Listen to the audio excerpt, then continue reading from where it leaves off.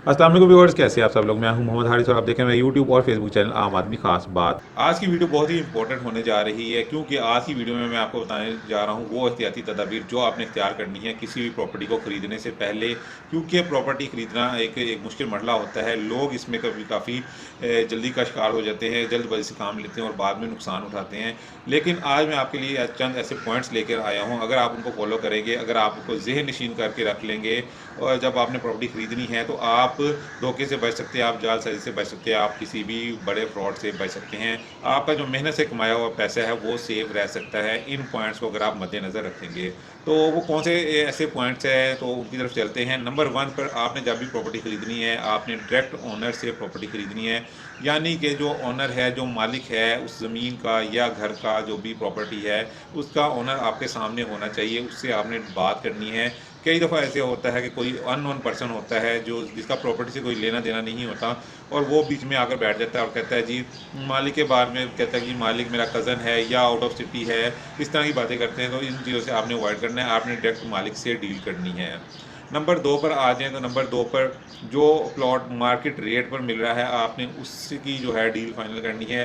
कई दफ़ा ऐसे होता है कि कई प्लॉट जो होते हैं वो या जो भी प्रॉपर्टी है वो मार्केट से कम रेट पर मिल रही होती है। लेट्स सपोज अगर प्लॉट की या प्रॉपर्टी की रेट जो मार्केट वैल्यू 1 करोड़ रुपया है, आपको 80 लाख में वो प्रॉपर्टी मिल रही है, इसका मतलब है उसमें कोई ना कोई ऐसी बात है, कोई ना कोई उसमें कोई ऐसी हिडन चीज़ है जो आपके सामने नहीं है, इसीलिए वो प्रॉपर्टी की वैल्यू कम है। आपने लालच में नहीं पड़ना, आपने जो मार्केट वैल्यू के मुताबिक प्रॉपर्टी है आपने उसी को परचेज़ करना है, लालच से आपने दूर रहना है। नंबर 3 पर आ जाएँ तो प्लॉट की जो आपने मेजरमेंट कर लेनी है। प्लॉट ख़रीदने से पहले, पेमेंट करने से पहले जब जाना होता है उसके बाद आपने मेजरमेंट कर लेनी है। जो डॉक्यूमेंट के मुताबिक जो मेजरमेंट है वही प्लॉट की मेजरमेंट होनी चाहिए, कम या ज़्यादा नहीं होनी चाहिए। ये चीज़ आपके लिए कल को परेशानी का बायस बन सकती है। नंबर 4 पर आ जाए तो आपने बयाना जो है वो स्टैम्प पेपर पर करना है, एग्रीमेंट आपने रिटर्न करना है स्टैम्प पेपर के पे करना है, जो कि 3000 रुपये का बैंक से निकलता है। कुछ अर्से पहले इसकी कीमत 1200 रुपये थी, लेकिन अब 3000 रुपये वाला स्टैम्प पेपर है जो बैंक से निकलता है, उसी पर आपने एग्रीमेंट करना है।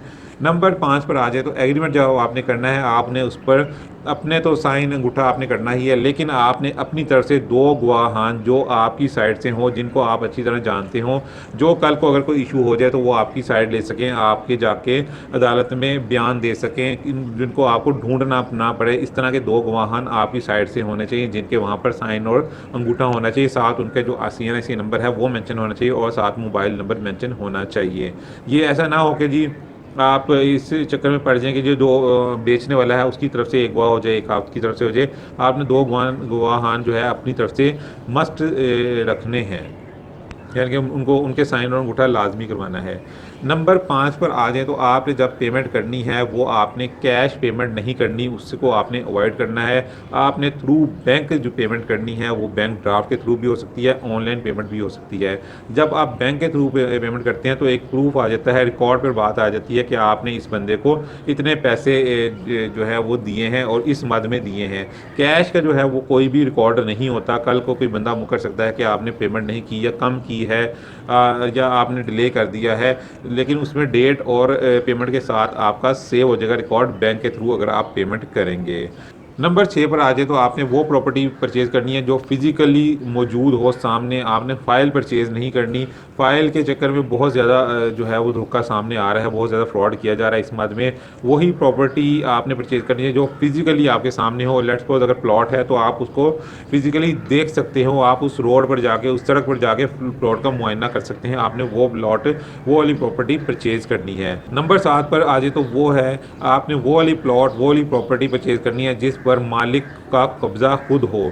ये ना हो कि जी आगे कोई ऐसी प्रॉपर्टी आप परचेज़ कर लें जो रेंट पर दी हुई है या गिरवी रखी हुई है, आप उसको परचेज़ करके बैठ जाएँ, मालिक जो है वो आपको से पेमेंट वगैरह ले ले, कल को आपके लिए परेशानी का बायस बनेगी। क्योंकि हो सकता है जो गिरवी वाला जो वहाँ पे रह रहा है उसकी कुछ ना कुछ अमाउंट मालिक ने अदा करनी हो, या किराएदारों के साथ कोई ना कोई उसका इशू चल रहा हो।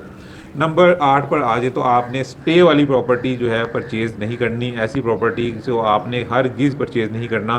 बेशक आपको कोई जो मर्ज़ी कहानी करा दे कि जी स्टे जो है वो ख़त्म हो जाएगा या ये चंद दिनों की बात है, इस तरह की कोई भी बात हो तो आपने उस चीज़ से जो है दूर ही रहना है, इस चीज़ को अवॉइड करना है। नंबर 9 पर आ जाएँ तो वो मुश्तरका खाते वाली प्रॉपर्टी आपने परचेज़ नहीं करनी। आपने वही क्लियर कट जो एक बंदे के नाम पर हो प्रॉपर्टी वो वाली आपने परचेज़ करनी है। कई दफ़ा ऐसे होता है कि ती 4-5 जो होते हैं उस प्रॉपर्टी के ओनर, तो ऐसी प्रॉपर्टी से आपने अवॉइड करना है। कल वैसे इसमें इतना कोई इश्यू नहीं है, लेकिन कल को आपको के लिए मसला बन सकता है। कोई एक भी जो है बीच में जो मालिक है वो उससे मुकर सकता है, कंसेंट अपना ज़ाहिर नहीं करता, तो आपके लिए कल को प्रॉब्लम होगी। तो ये मैंने आपको चंद पॉइंट बताए हैं, कोई 8-9 पॉइंट्स मैंने आपको बताए हैं। अगर आप इनको मद्देनज़र रखेंगे, इनका ख़्याल रखेंगे तो आप धोखे, फ्रॉड, जालसाज़ी से बच जाएँगे। आपका जो मेहनत से कमाया हुआ पैसा है वो बच जाएगा, वो ज़ाया नहीं होगा। तो उम्मीद करता हूँ आपको मेरी ये वीडियो पसंद आई होगी। पसंद आई है तो दूसरे लोगों से भी शेयर करें ताकि ज़्यादा से ज़्यादा लोगों का फ़ायदा हो। मिलते हैं किसी और वीडियो में किसी और बात के साथ, तब तक के लिए इजाज़त दीजिए। अल्लाह हाफ़िज़।